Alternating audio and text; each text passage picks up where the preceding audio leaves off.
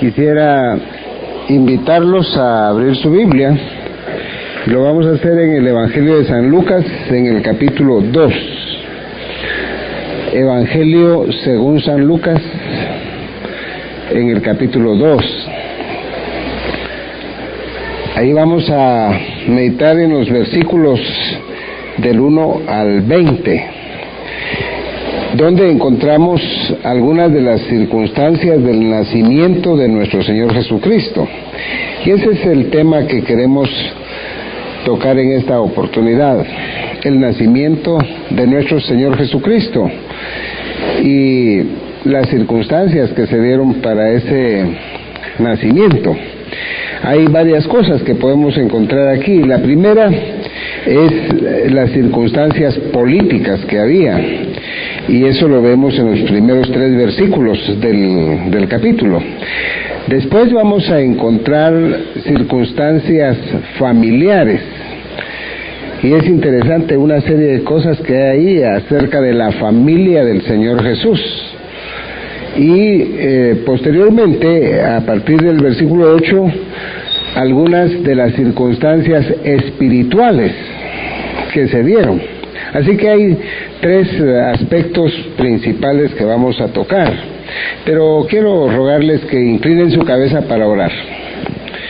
Nuestro Dios, gracias te damos por poder meditar en tu palabra.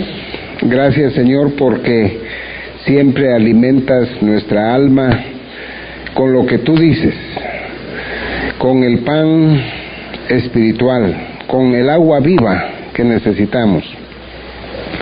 Y queremos suplicarte en este momento que nuestro entendimiento sea iluminado por tu Espíritu Santo para poder entender tu voluntad, y también que apliques a nuestro corazón tus verdades, que podamos nosotros encontrar la parte práctica para nuestra propia vida. Y Señor, que el ejemplo de tu Hijo al venir a este mundo sea lo que nosotros querramos seguir en nuestro diario vivir. Encomendamos este tiempo de meditación en tus manos, en el nombre de Jesús. Amén.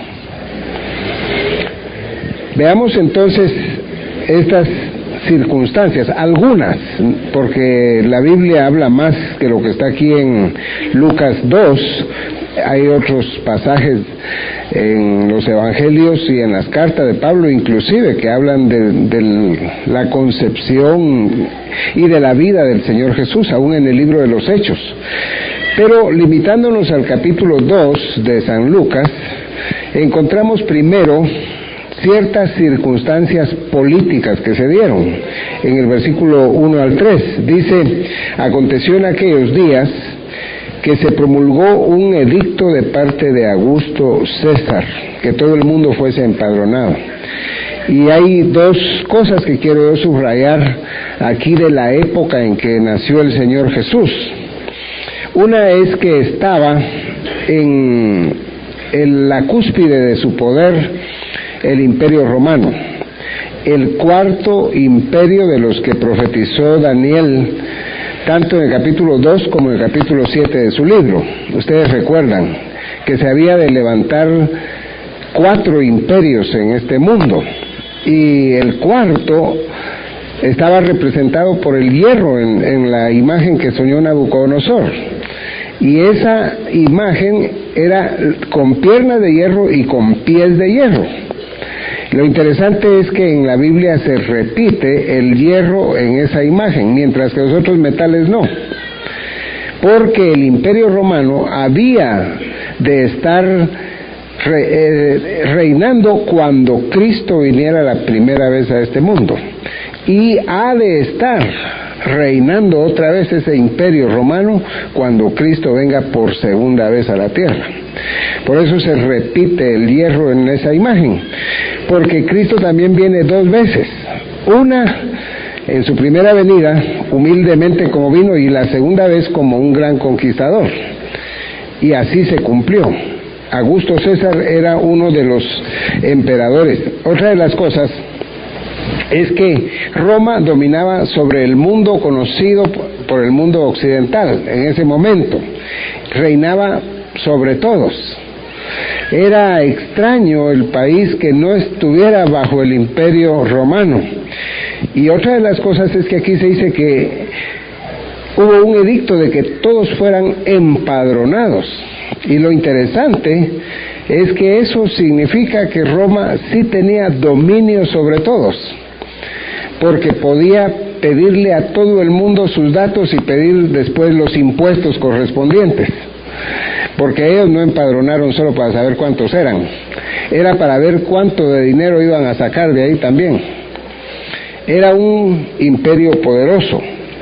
El versículo 2 dice que este censo se hizo siendo Cirenio gobernador de Siria. Y este es uno de los problemas que algunos presentan en la historia bíblica. Dicen que Cirenio no era el emperador, no era el gobernador, perdón. El emperador era Augusto. Pero en estos momentos en Siria, el gobernador de Siria se llamaba Varo. Y lo que ocurrió fue que Cirenio fue escogido por el emperador para llevar a cabo el censo, porque le tenía más confianza a él que a Varo, el verdadero gobernador de Siria, y le tenía más confianza que a Herodes también. Y lo interesante es que la Biblia registra eso, que posteriormente se ha encontrado que así es. Cosas muy importantes de la palabra de Dios. El versículo dice en el 3, e iban todos para ser empadronados cada uno a su ciudad. En estos momentos José y María vivían en Nazaret, que era la ciudad donde ellos habitaron todo el tiempo, pero ellos no eran originarios de ahí, sino de Belén. Y el emperador mandó que todo el mundo fuera a la ciudad de origen a empadronarse. Así lo hizo él. Pero en todo esto estaba la mano del Señor moviendo a José y a María, que vivían en Nazaret, para que se cumpliera la escritura de que Jesús había de nacer no en Nazaret, sino en Belén, aunque después fue llamado Nazareno porque habitó en Nazaret, pero no nació en esa ciudad, nació en Belén. El versículo 4 nos presenta esas circunstancias familiares. Dice, y José subió de Galilea, de la ciudad de Nazaret, a Judea, a la ciudad de David, que se llama Belén, por cuanto era de la casa y familia de David. El nombre de Belén es interesante, porque Belén en hebreo es Bet-Lehem, y esa palabra quiere decir casa de pan. Y algunos dicen que no se debe espiritualizar. No tenemos que espiritualizar el nombre de Belén. Pero en Bet-Lehem, o sea, en la casa de pan, por control divino nació Jesús, y ahí nació David siglos atrás. Y lo interesante es que Jesús es el pan vivo que descendió del cielo y nació en una ciudad llamada Casa de Pan. Eso es muy interesante. Pero por otro lado, Belén es la verdadera ciudad de David, donde él nació, de donde era Isaí también, su padre. Y allí nació David como un humilde pastor también siglos atrás. En algunos pasajes de la Escritura se dice que Sión es la ciudad de David, pero es la ciudad donde él ya ha sido coronado rey, gobernador y con todo poder. Pero Belén es el origen humilde de David, del tronco de Isaí, que es una familia pobre. Y posteriormente su descendiente más importante, o sea, el Señor Jesús, hablando según la carne, también nace en la misma ciudad y en condiciones humildes también. Es cierto que David llegó a ser un rey poderoso y también económicamente poderoso, Pero el Hijo de Dios también nace en condiciones humildes y en su segunda venida viene como el conquistador que Él es y como un emperador realmente, emperador mundial. Detalles que uno tiene que ir viendo con la Escritura. Dice, por cuanto era de la casa y familia de David, José y María también. Nosotros sabemos que Jesús era hijo legal de José, no hijo consanguíneo, pero sí legal. Y José venía de la línea de David por medio de Salomón, o sea, por medio de un rey. Y legalmente también tiene derecho al trono, legalmente, el Señor y José. Pero María era su madre consanguínea y ella venía de David por medio de la línea de Natán, otro hijo de David. Y así tiene derecho consanguíneo al trono de David. Todo está controlado en la Escritura, todo. Ahora el versículo 5 dice, para ser empadronado, así para eso venía José, para ser empadronado con María su mujer, desposada con él, la cual estaba encinta. Es decir, ya estaba esperando, estaba en el periodo de los 9 meses para que naciera el niño. Y en esas condiciones se fueron a Belén porque había que cumplir con esta ley. Lo interesante también es que Jesús nació bajo la ley mosaica. Gálatas 4:4 dice que Jesús nació de mujer y bajo la ley de Moisés. Pero también nació bajo las leyes de este mundo, las leyes civiles del Imperio Romano. En otras palabras, Jesús obedeció todas esas cosas. Versículo 6, y aconteció que estando ellos ahí se cumplieron los días de su alumbramiento. No es que llegaron la noche que Jesús nació ahí, ya estaban ahí. Es cierto que había un gran movimiento porque la gente estaba buscando lugares de origen y todo el mundo viajando. Pero ellos no llegaron la noche que Jesús nació a buscar a última hora un hotel. No era esa la situación. Ellos ya estaban ahí y estando ahí se cumplió el tiempo del alumbramiento que iba a ocurrir en ese momento. María había de dar a luz un niño, a Jesús. Y aquí quiero comentar algo. Aquí han pasado 9 meses de que le habló el ángel Gabriel a María. Cuando él le habló de un milagro, el milagro de la concepción virginal de Cristo, de que por obra del Espíritu Santo que vendría sobre ella y haría sombra en ella concebiría a Jesús de Nazaret en una forma sobrenatural, en una forma especial. Y el santo ser que se iba a concebir sería llamado Hijo de Dios. Era un milagro, concepción virginal. Pero aquí el alumbramiento fue natural, no fue sobrenatural. La concepción sí, pero aquí en este momento no solo fue de 9 meses el proceso, que es lo natural, sino cuando se llegó el momento de dar a luz, fue natural. En otras palabras, solo para su reflexión, aquí hubo dolor de una madre dando a luz un hijo. Aquí hubo una matriz que se abrió.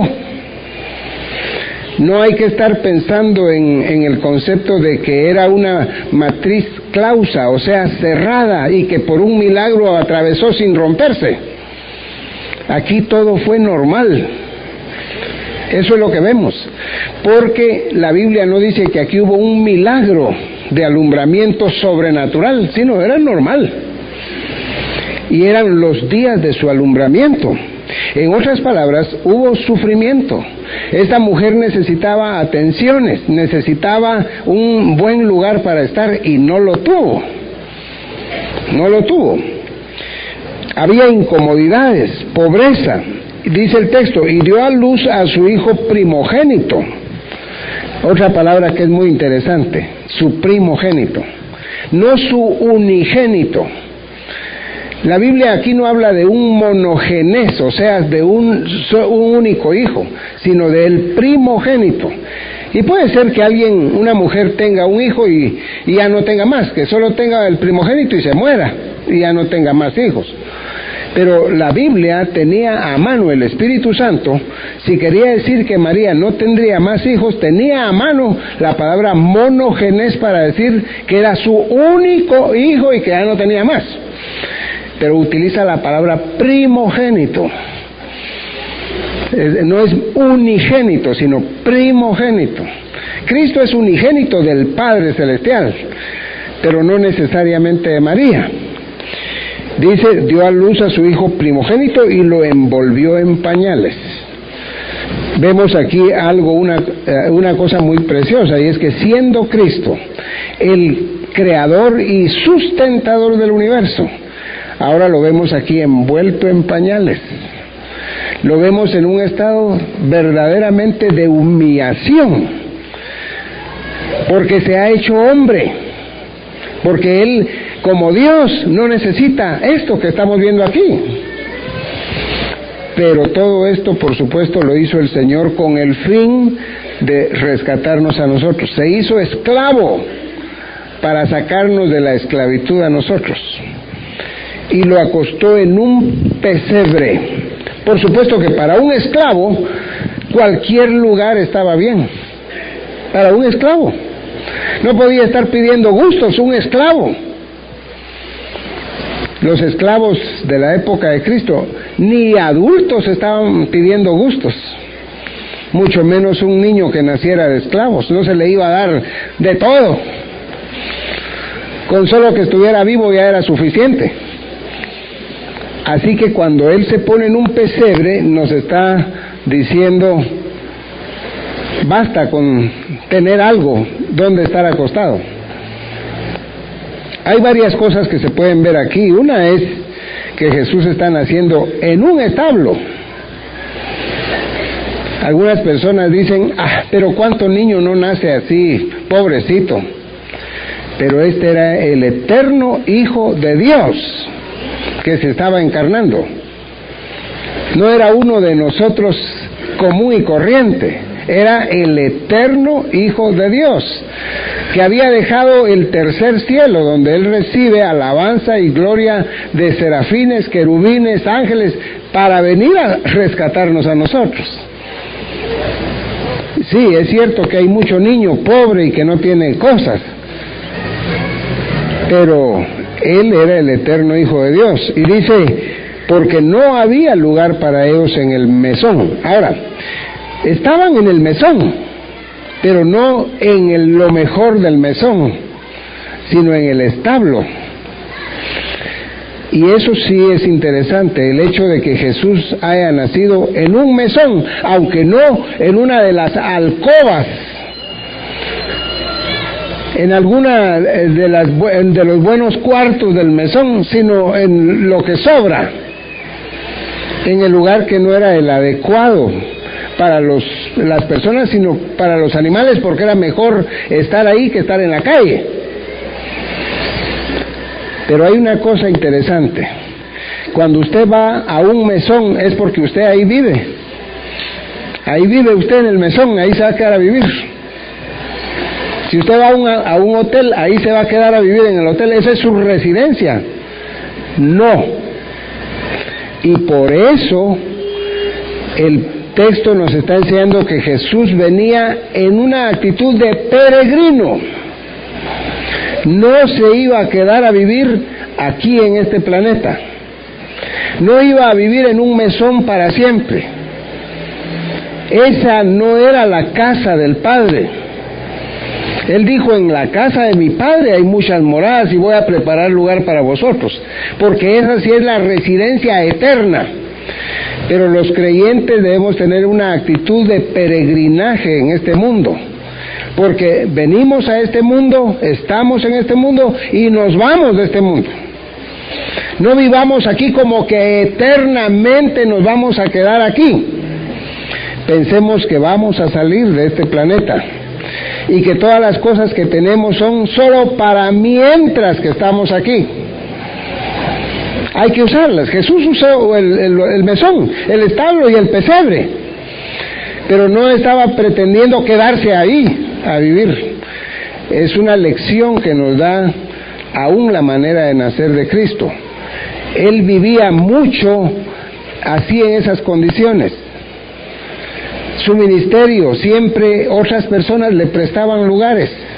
Aún la tumba en que él estuvo enterrado no era de él, era de José de Arimatea, era prestada la tumba. Y la cruz donde él murió no la merecía él tampoco, éramos nosotros. Así que él sí sustituyó en todo. Miremos algo en el versículo 8 para ver las condiciones espirituales. Había pastores en la misma región que velaban las vigilias de la noche sobre sus rebaños, definitivamente que en los campos de Belén, definitivamente. Y dice que había pastores, y a estos pastores fue a quienes el ángel les habló tocante al nacimiento de Jesús.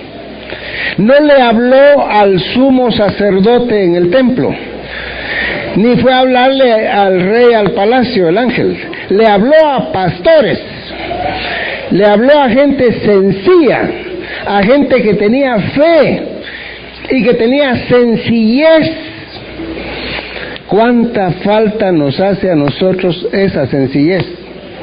En todo sentido, no solo en el vestido, sino sencillez de corazón y sencillez en todo. Y estos pastores tuvieron la dicha de oír el mensaje y de ir a ver al niño.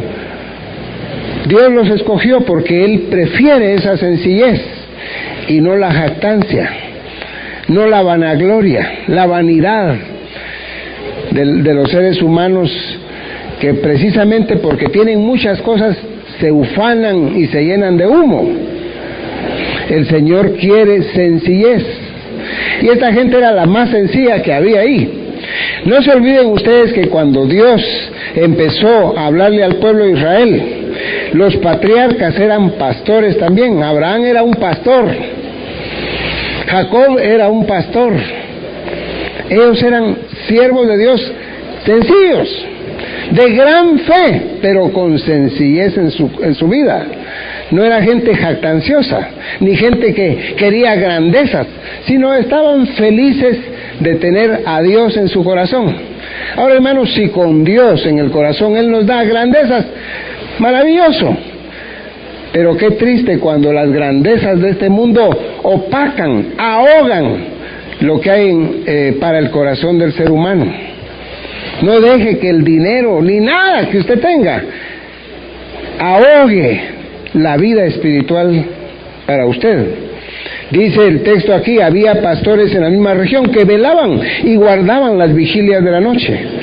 A esa gente se le apareció el ángel. A esa gente envió Dios al ángel. A gente que estaba ocupada en sus cosas cotidianas.